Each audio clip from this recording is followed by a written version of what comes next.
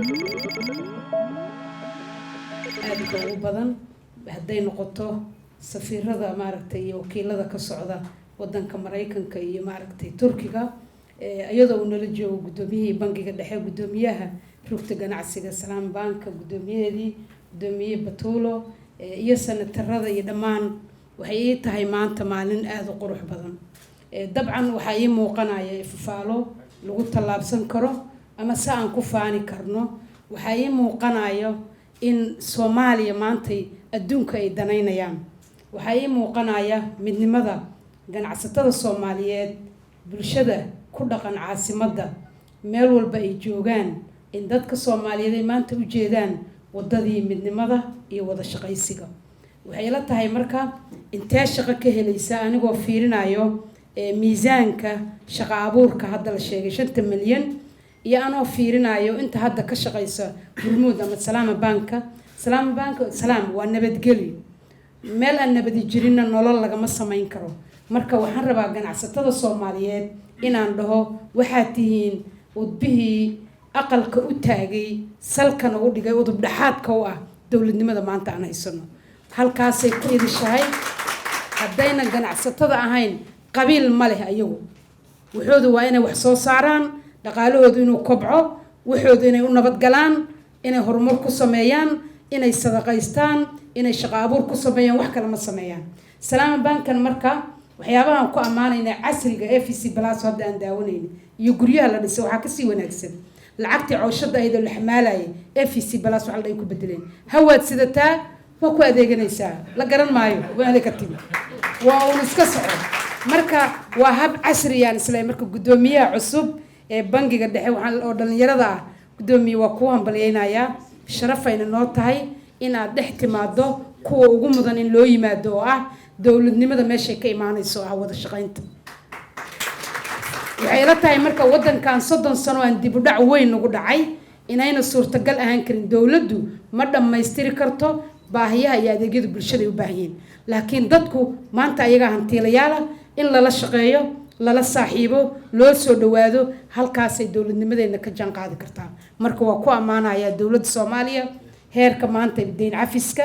heerka is-aaminaada heerka wada shaqaynta waxay ku timid 10 sano sano waan ka baranay waan kufnay maanta waan kacnay waan taaganahay waxyaabaha aan daawanayno oo aad ka noo raali gelinayo oo aadan waan u soo dhaweynayo waxa kamid ah in ay tahay amaano Hormuud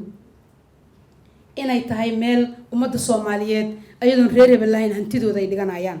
in ay tahay shirkad weyn oo maanta mushaaraadka ugu badan shaqaalaha Soomaaliyeed ayada siinayso dawladuna ay u soo marinayso bangiga dhexe iyo Salaam Bankana inay hal mid isku yihiin waayanu waxaan ay Soomaali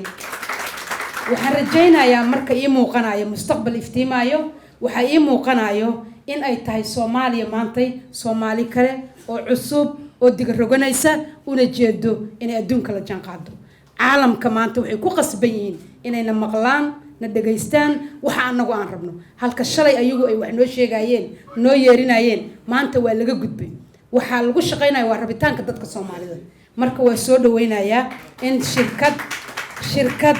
adduunka maaragtay international ka Mareykankii iyo Soomaaliya dadka inta badan xurguftooda la bombooniyo maanta inuu Mareykanka u soo jeedo in Soomaaliya dib dhiskeeda horumarkeeda inuu ka shaqeeyo waxaan leeyahay safiir ku xigeenkana uu ku mahadsan yahay safiirkana wakiilka siyaasadda uu yahay waxaan rabnaa anagu waxaan nahay haween waxaan rabnaa nabad waxaan rabnaa horumar waxaan rabnaa dib dhis waxaan rabnaa aqoonta in laga kobciyo waa laga gudbo waqtigii mucaawanada iyo raashinka loo keenay maanta mucaawano ma baahnin maanta waxaan rabnaa aqoonta in laga kobciyo waxaan rabnaa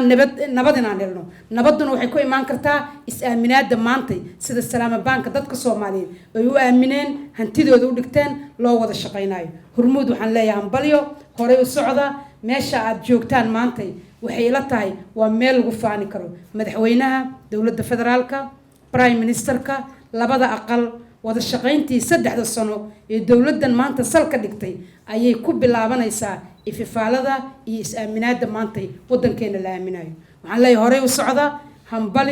hambalyo anigoo anoo ku hadlayo codka gabdhaha Soomaaliyeed gabdhaha ariga jira kuwa geela maaragtay iyo xoolaha iyo daaqsinka dhankooda ka wada midda maaragtay maqaaxida shidaysa midda xanuunsan tan baahan waxay la tahay gabdho badan oo qurbaha jira oo waalidiintooda dhaqaale u soo diri lahaa meelay mariyaan maalinta haday waayeen in salaama banka si fudud ay u soo dhigi doonaan adduunkana caqabadii iyo xanibaadii waa laga qaaday hormuud barakaad waad aragteen waa soo dhaweynaynaa dunidu maantay annagana maqla oo na dhageystaan leena waxaan rabno waa Soomaalinimo iyo dawladnimo in annagu aan kala nabad galno nalaga nabad galo magaaladeena iyo dalkeena qanigaana uu noqdo meel loo soo dalxiis tago loo soo shaqo tago goor dhowna in loo shaqeeyo rajeynaya waana mahadsantihiin